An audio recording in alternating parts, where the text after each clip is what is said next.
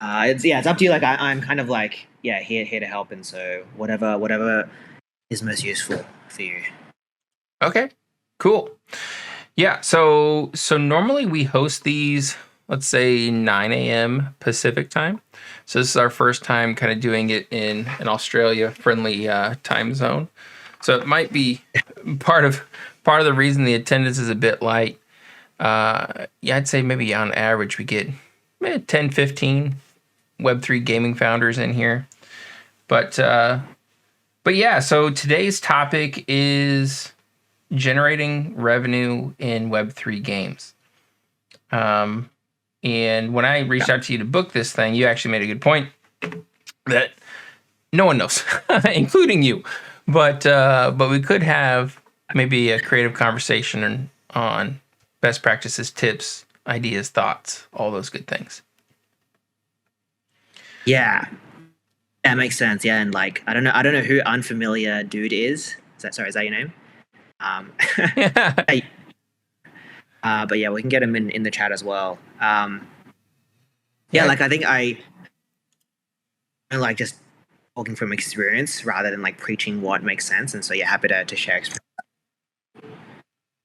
Yeah, for sure. Unfamiliar, by the way, if you feel comfortable, feel free to come up here with us, man. We will not bite you. All right. So, Derek, for the folks who don't know who you are, maybe we could just do like a real quick rundown of you, your history, the things you've done in Web3. Yep. So, my background's in a mixture of startups, consulting, and Web3 gaming. So, spent a lot of my time before Web3 kind of in consulting strategy, and also did my own startup. I joined Web3 around like 4 years ago in Immutable, where I was basically brought on to help them kickstart a game and build out their studio. So I built out Guild of Guardians. We did a bunch of sales there. So happy to share experiences. Some went well, some didn't go well. And then also helped across all of the other games at Immutable as well. And including some of the helping them scale to some of the new partners as well. And these days, I actually left Immutable around 6 months ago, so I'm working on something else now in stealth. So, yeah. Ooh, okay. Maybe we can pry some deets out of you on that. That'd be cool. Maybe. Okay. So, correct my math, but it looked like for Guild of Guardians, you guys did a token issuance, raised around 5 mil. NFT, at least one of the NFT sales, I think, showed around 3 mil. Are my figures relatively close? So I've done 2 token sales, public and private, and then which was around like 7-8 mil total, and then also done like 5 different NFT sales, which is like I don't even know, like 15 to 20 million total. Wow. Like 20 million total. Okay, so I guess like one of my first questions is like, how did you guys build up to the point where that was successful? Like, was it like a marketing effort? Was it timing? Like your timing just happened to be right? Like, can you just kind of walk us through how you built up to both of those events? Sure. I mean, I think part of it definitely was like timing and market. So, it's much easier to sell stuff when the market's hot, and it's much harder when the market's down. So I've tried, like I've seen and done both, selling in good times and bad times. I would say the approach though was very deliberate. So like, it was to fundraise. Was like the key goal, and so like a lot of the things that we did early on was intentionally to sell NFTs, whether it's like designing them, whether it's creating content to share, everything like that. Interesting. Okay, so like I guess I'm answering at a high level, but can go into more details if useful. Yeah, well, definitely. Like, so I've been on, let's say 4 different Web3 indie game teams. Oh, got a bit of a echo there. And sorry, that was me. Just moving around. None of them had what I would call very successful NFT sales or ever got to the point where they were able to issue tokens. So like, I guess break it down for us. Like what was unique about how you guys approached these major things that other people should take note of?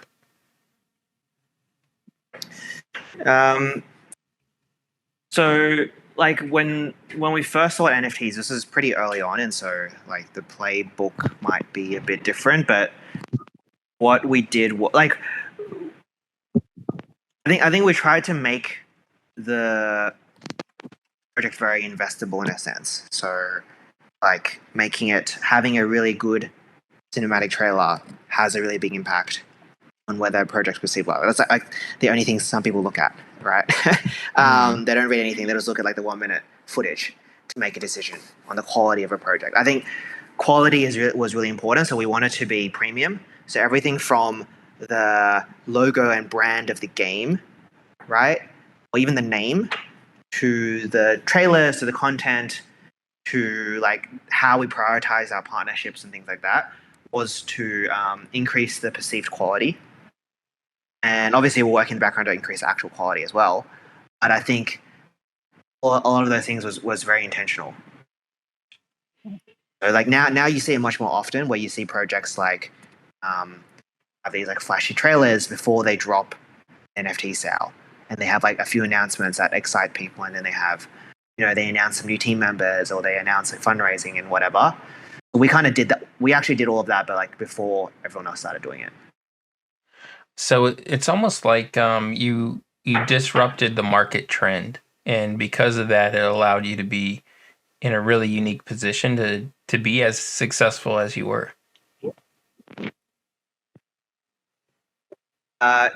Yeah. I'd say like standing out has always leads to like disproportionate gains. Or on the flip side, if you don't stand out, then like nothing happens, which is unfortunate. But it's kind of the reality of things. Okay. I guess on both those topics, the token sale or the NFT raise, any other details you think would be worthwhile or best practices that folks could take from, other than focus on high quality? Timing obviously is important, easier to do in a bull. Anything else you would add? I mean, like it definitely is, but I'd say the way we did the sale and what led to success would probably be, like back then, would probably be a bit different to now. If I was approaching now, it'd probably be a little bit different, just because I think the market's evolved a bit. Like before, the main difference is like before it was very much around like the narrative and vision was very important. So selling the dream and the narrative and vision. I think now it's less so because people are a lot more skeptical. Yeah. Right? And like actually having a working game or product actually has a lot more impact. I don't know if either of you guys are looking into sales or generating revenue, but if you are, then yeah, like would love to hear the plans, and like we could chat about something more specific. Sure. Unfamiliar, I guess, I'll pass it to you first. If I'm not mistaken, I think you are working on a Web3 Discord integrated game. Is that right? Yeah. I mean, we started with a bigger version, basically Unreal Engine. It's a huge game, but as I started getting into it, realizing this is going to be a 4 or 5 year project, it was like our users just weren't getting any kind of integration. They were getting bored. So I decided to develop a Discord game that is basically a smaller version, prompt-based version of the bigger game. It's working. We got it in early stage alpha just to kind of see if it works. And right now, I'm actually tonight, as we speak, I'm working on the NFT integration of it, because the idea is they can grind in our idle game for the next couple of years, and they get a great sword. Then when the bigger version of the game comes out, they can use the equipment and everything that they've been working on. We're also working with Unreal Engine Fortnite creator and looking at possibly an Epic grant there, just to we want to basically build, in public, but we haven't got very far in that portion of it yet. Yeah, awesome. And so, are you planning NFT sales, or how does that part work?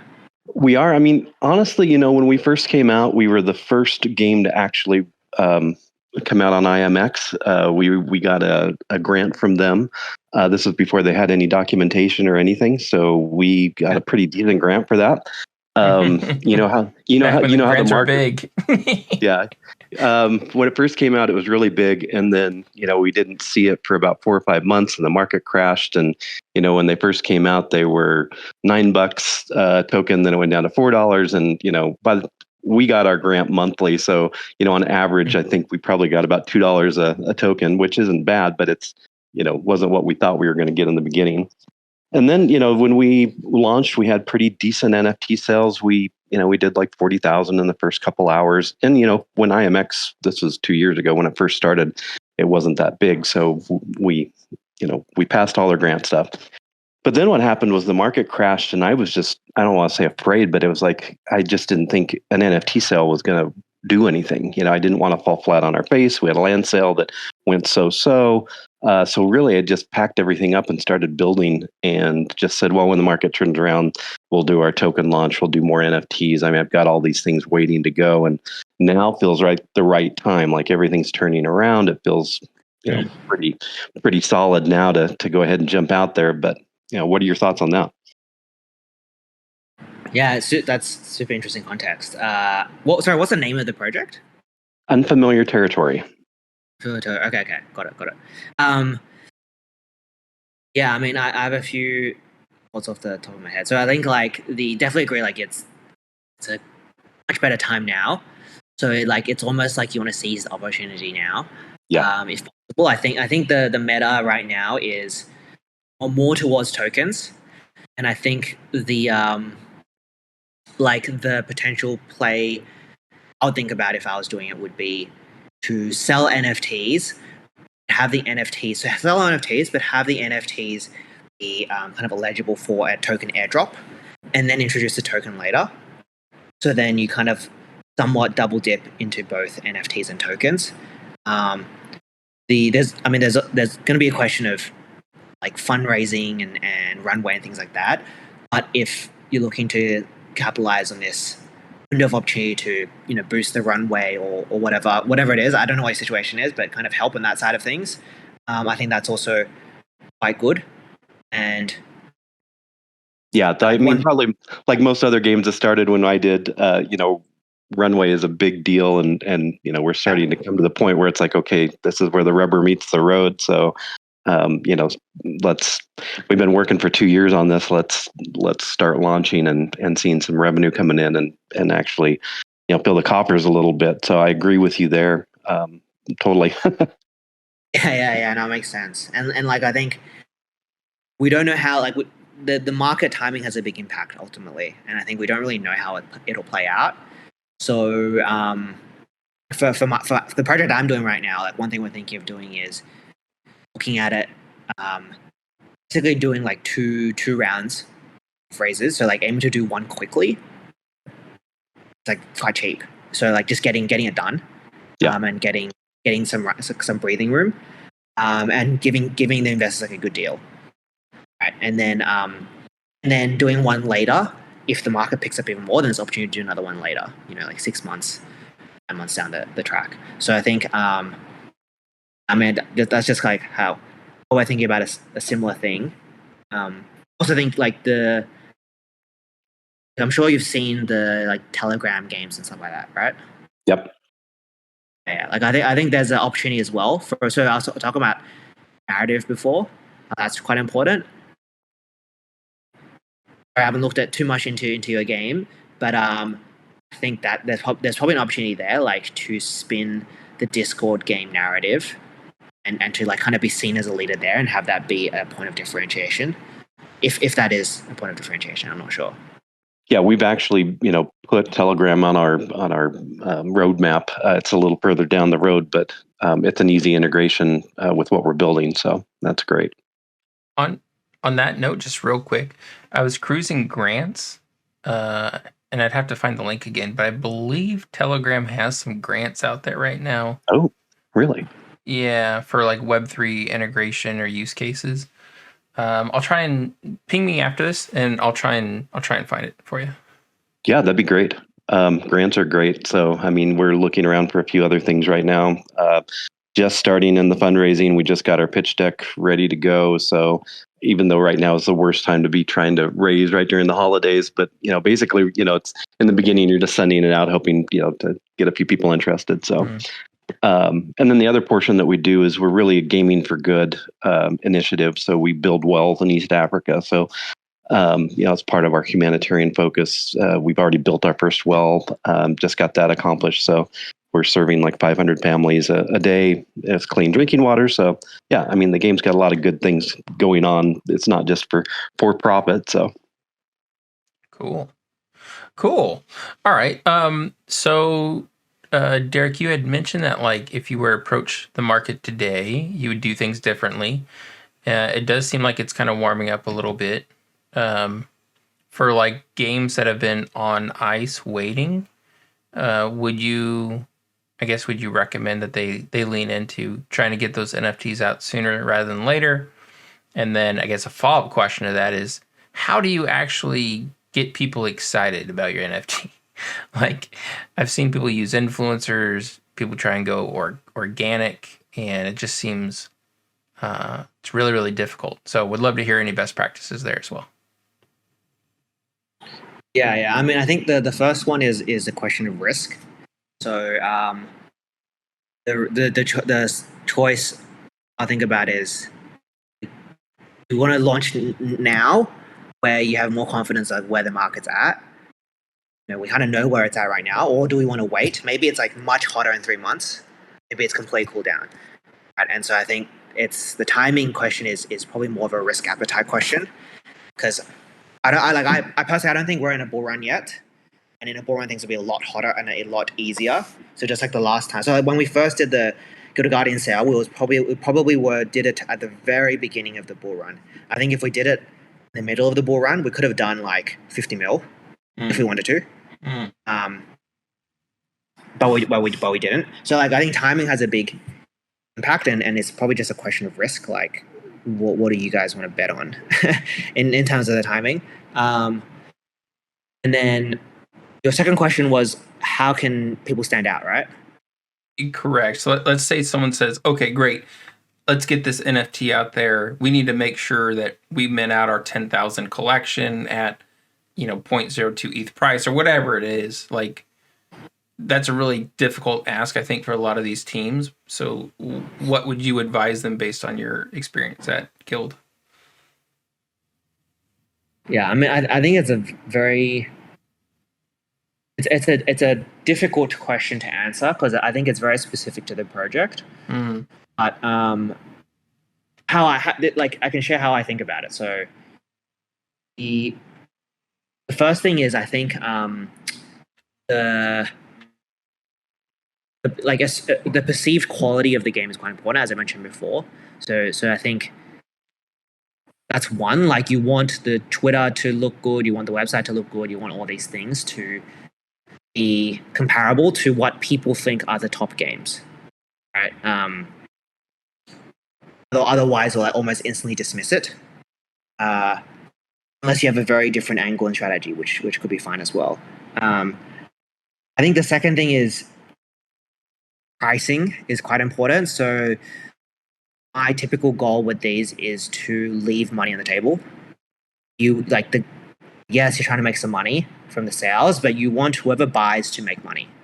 And this might be a weird way of thinking about it, because I don't know if everyone sees NFTs as an investment or not, but like the people who are spending or dropping 10K or 100K on an NFT collection do see it as an investment. Like, that's that's the reality, right? They're not doing it because they think they'll get nothing back. So, and that's ultimately what you need if you want like $1 million sale plus. So like, I think you need to make them investable, even if you don't say that.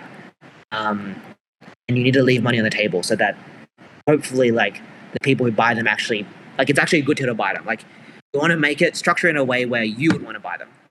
that's how attractive you made it, right? Mm. So I think that's how you want to price and like figure out the utilities.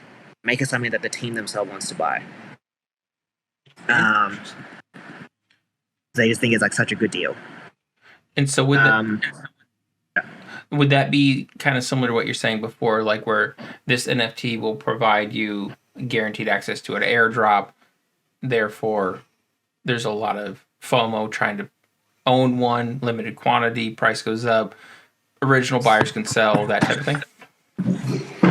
I mean, that could be one, right? But there could also, there's other ones. Like I guess when you go into the utilities, it's like, what do they actually do in the game? Are they limited? Are you going to introduce more? There's all these things. There's but basically trade-offs you have to make between how much you want to promise and like how much utility you want to pack in versus how much you want to save for later. So it's like a tricky balance, I think.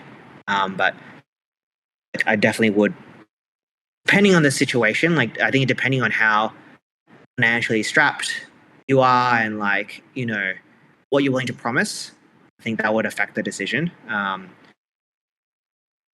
Personally, I would like try to minimize promises and commitments to make them too to commit to too many things. But yeah, like like reality is maybe you need to do that depending on project to project. Would you agree so in order to have these sales go successful, like the quality bar seems much higher now, but it's also like kind of interesting because a lot of times people now want to see gameplay, and spoiler alert, early stage gaming prototypes, vertical slices are typically a bit rough, so it's like a really interesting dynamic.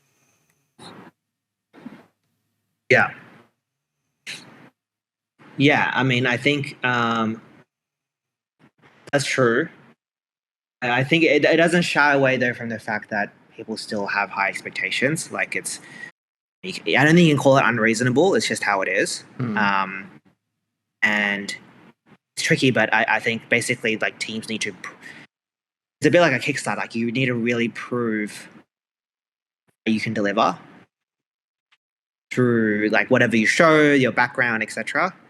Like you've done it before, you're backing, or you need to show it by having something that, even if it's a really small vertical slice, it will still get a sense of the quality goal. Gotcha. It could be something as simple as like, visual art about what the final quality goals are, right? Like, or like just examples. But I think even stuff like that kind of helps paint a picture versus if you just have shitty assets, and people will assume like that's kind of what it is.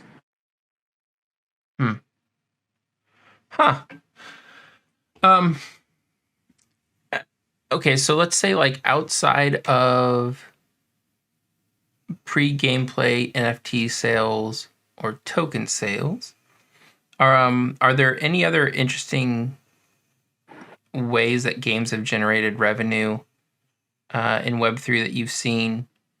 I know one that was kind of interesting there for a moment was the Dookie Dash that Bored Apes ran. It's funny that we haven't really seen that replicated since then, but yeah, anything other than those two that you've seen has been kind of an interesting area for builders to explore. I think an interesting area is trying to monetize off speculation rather than monetize off players. So and I think the way to do that is to monetize through trading fees. Typically, it's the trading fees of tokens. So, so for example, like you imagine you charge a 5% tax on token trading. Really, the person who's paying you is going to be people who are just speculating on the token or trading it back and forth. Right? And then that also becomes a source of revenue for company. Maybe use part of it to go to treasury, whatever it is. I think that's an interesting model that it's probably more deep in the DeFi space and less experimented with in the gaming space. Yeah, that is interesting. I can picture now those white paper reading degen whales getting pissed off that there's a 5% token trading fee. That'd be nice to squeeze that little bit off of those paper handers. Right. Yeah. And I guess the idea is like it's mostly punishing people who mostly like taxing speculation rather than long term buy and hold and sell or just like one off, purchase. Okay. So Unfamiliar, I want to give you a chance. I have a couple more questions for Derek, but is there any other things that are top of mind for you that you want to make sure you leave today knowing from Derek? Boy, not really. I was just thinking about, leaving money on the table. That's something that IMX in their original documents kind of had mentioned too.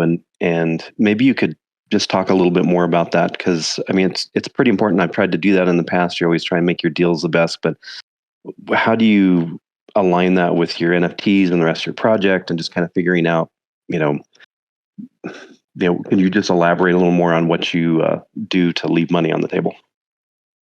Yeah. I think I took that from me. I think I wrote that for them. Oh, did you really? That was a great playbook, by the way, that they had. So. All right. Yeah. I think I just wrote that. Side note, like I think I wrote that just for the company. I was like, oh, here's like my thoughts, and then they reused it as like something they just shared. So, yeah. So giving money. So what I do is I picture myself as an investor, right? Do you like, I don't know if you again like buy different NFT projects or tokens, but like I just think like, what would make me want to buy it, and if it's like, yes, I would invest, like that's kind of litmus test for me. And I think the easiest way to do it now would be in the form of tokens. Like the simplest way to do it now would be you have like, let's say you sell NFTs, the owners of the NFTs snapshot date will get share in like a 5% airdrop or something like that of the token, or whatever percentage. Maybe part of that gets unlocked on day one, part of it's vested. But immediately, like someone who buys an NFT knows that they're going to get something later. If they think the token's going to be worth, let's say, $10 million, and they're getting a share of, like 500K, or whatever it is. So so I think that's a pretty direct way for people to know, hey, they're getting an NFT, but they're also getting something else later. That would probably be like the first thing I would think about.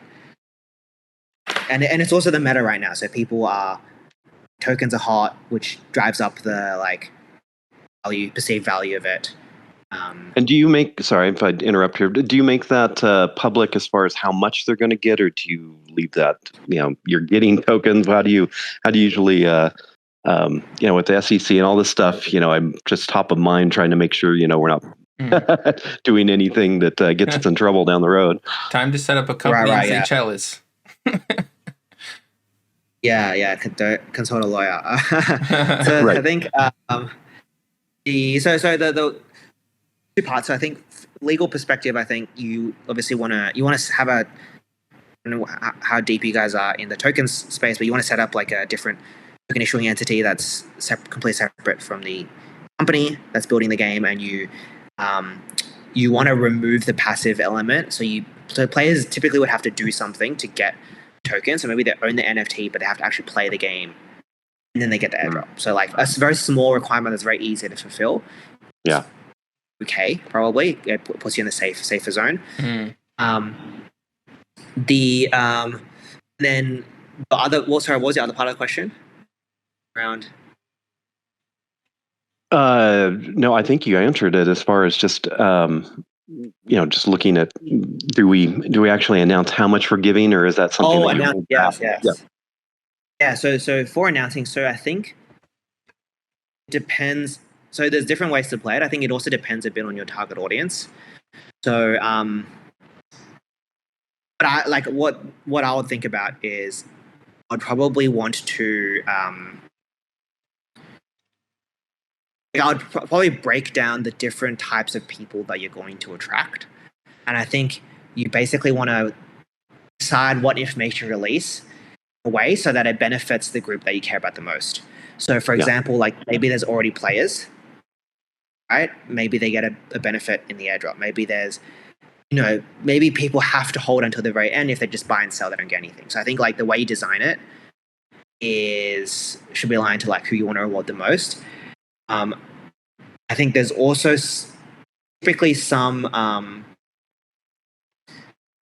typically I would like to give some alpha or some benefits to like people who are more in the community. So like you could think about starting with not just saying like, hey, you're going to get part of an airdrop, and then eventually share more and more information about like how that'll work, what the amount is, etc. Maybe you share it first to your community, and so you're kind of like not just selling out, so to speak, but you're kind of like giving more advantages to your community first, so that they can decide, and then before sharing it more widely, or you could like make it all hidden if the goal is just to have people speculate. Yeah, no, that's great. I think that's we struggled out in the beginning. I tried to kind of break down the audience of who were, you've got your whales who probably they have very little time, but they have lots of money. Then you've got your intermediate guys who are maybe going to play and invest. And then you've got your just strict players who are going to grind and grind and grind to try and get the rewards that they can, as much as they can and build up in the game. But you really kind of need all three really to make it work. So. Yeah. Exactly. Yeah. So I don't want to monopolize this, but I do have a couple questions while we have you about our community and maybe some of the things that we're trying to do. Do you have, let's say, 5 more minutes tops, Derek? Yeah, can do one more question. Let me just fish someone. And if not, I can always just hit you up in DMs too. No problem. Okay. No, go ahead. Okay, cool. Yeah, so one thing that's really interesting is we've built a community of over 100 founders, and the vast majority of them, about 70 of them, are bootstrapped right now. So we've had a couple partners come through who have offered to help kind of introduce with VCs or grants or what have you. But we just really haven't found a good fit. Part of it is maybe some of the games don't deserve to be funded, which is understandable. But it made me think if there's something that we can do where we as a community can create some sort of a mechanism to fund these games ourselves. And if we are leading towards a bull, it could give the community a great opportunity to get early allocations of the next wave of Web3 indie games, which will kind of help us grow and help even more founders. But yeah, so I guess long story short is I'd be curious just to kind of hear your thoughts on that, or any suggestions or thought processes you would recommend me go down. Yeah, interesting. Okay, yeah. I mean, I'll share some thoughts. So, I think, with fundraising, like teams that are not looking for fundraising, like find it easier to fundraise, and vice versa. Like teams that are desperate for fundraising, find it harder.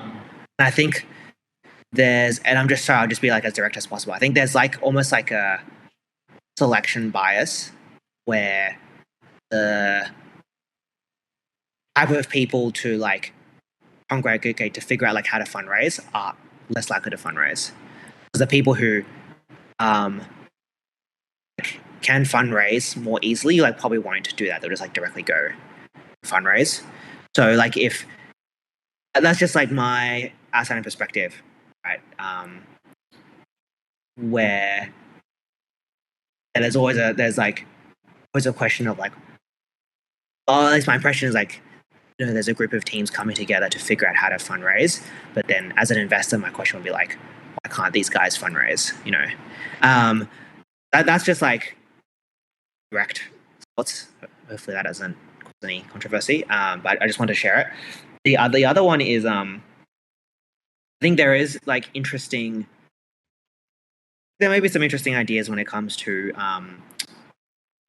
strapping or like leveraging the collective to fundraise as well. Like I think people like novel things in Web3, so leaning into the novelty and leaning into the novelty and like the community aspect would be a very interesting angle.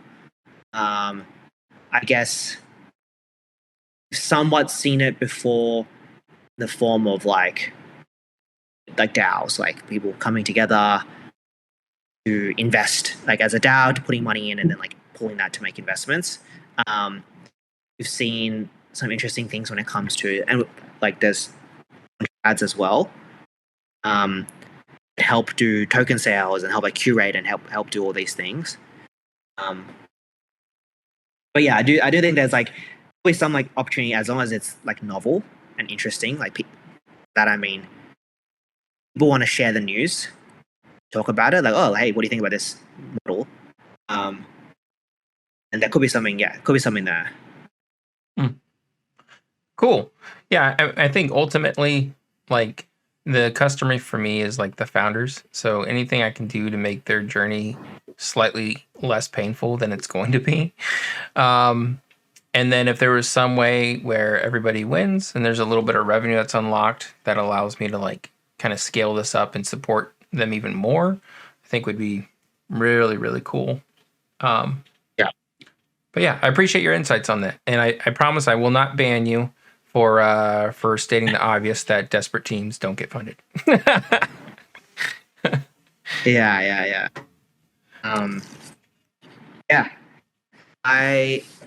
Hopefully this is interesting. I have to run now, but yeah, it was good to chat. Good to meet you, unfamiliar dude. Whatever your real name is. Yeah, my name is Brian. Thank you. Appreciate and I'll be hitting you up for a friend request, because I have some more follow-up questions for you, if you don't mind. Perfect. I appreciate you, Derek. Thanks for swinging in, man. Have a great day. Yeah, cool. Thanks. See you later. Bye. Hey, appreciate you showing up, unfamiliar dude. JRP. Go get some sleep, dog. Go get a nap. Come on, man. Go get a siesta.